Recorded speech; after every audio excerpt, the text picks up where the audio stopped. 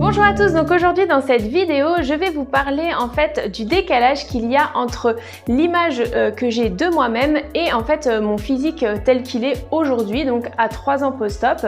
Donc je rappelle que j'ai été slivée en novembre 2016, je pesais à l'époque 110 kg et qu'aujourd'hui je pèse entre 65 et 66 kg.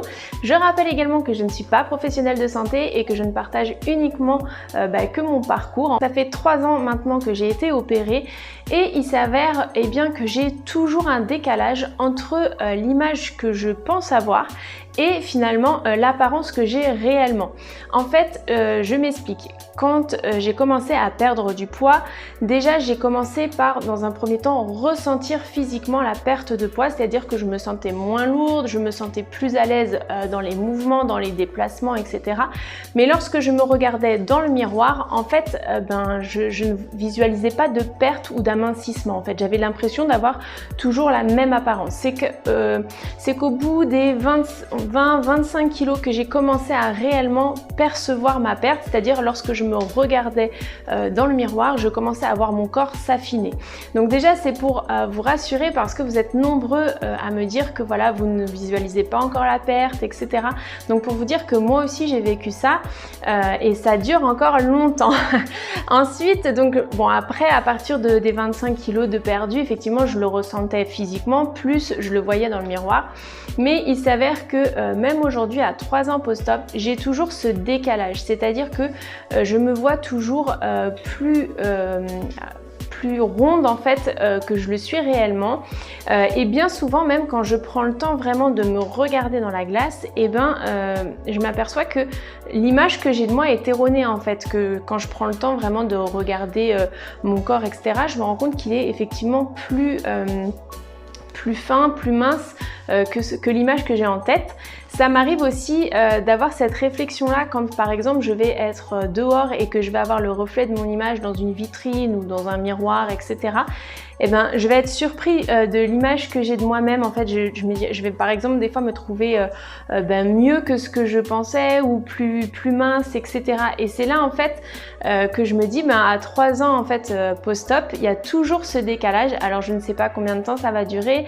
Je me dis aussi quelque part peut-être que c'est quelque chose que tout le monde a plus ou moins, parce que je me souviens aussi que avant l'opération, quand j'ai vu les vidéos de moi avant l'opération, j'avais à ce moment-là pas non plus l'impression d'être aussi forte que je l'étais. Alors je me dis peut-être que finalement on a toujours tous un décalage entre l'image que l'on a de nous-mêmes et puis le physique qu'on a réellement. Alors c'est vrai que tout ce qui est vidéo, photo m'aide beaucoup en fait à prendre conscience aussi de mon image. C'est pour ça que je vous donne aussi souvent le conseil, notamment à tous les futurs opérés, même si c'est difficile, de favoriser en fait la vidéo, parce que sur la vidéo on se rend compte de plein de détails qu'on n'a pas en photo, les mouvements, etc. Révèlent plein d'informations, et au moment de la perte de poids c'est vraiment aidant de voir en fait en vidéo les changements. Donc pour tous ceux qui sont en parcours pré-op, je vous invite vivement à le faire. Je sais que c'est très dur, hein. Moi quand j'ai commencé à faire mes premières vidéos sur YouTube, j'avais beaucoup de difficultés à me voir, ça me faisait pleurer, etc. Donc voilà, c'est pour vous dire, je sais que c'est quelque chose de difficile.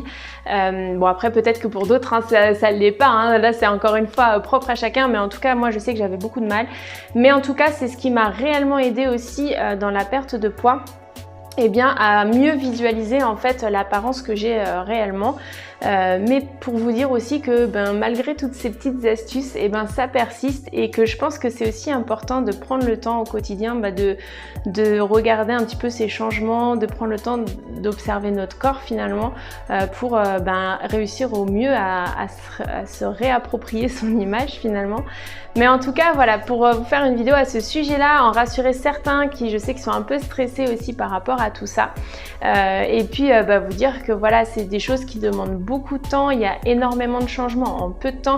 Moi quand je regarde mes vidéos aussi, avant j'ai l'impression d'être carrément une autre personne, donc on peut pas psychologiquement, je pense que c'est trop compliqué aussi pour le cerveau de s'adapter en si peu de temps. J'espère que vous aurez apprécié la vidéo, pensez bien à liker et à partager, et puis surtout à me dire en commentaire si vous aussi vous êtes concerné ou pas, et puis je vous dis à demain pour une prochaine vidéo.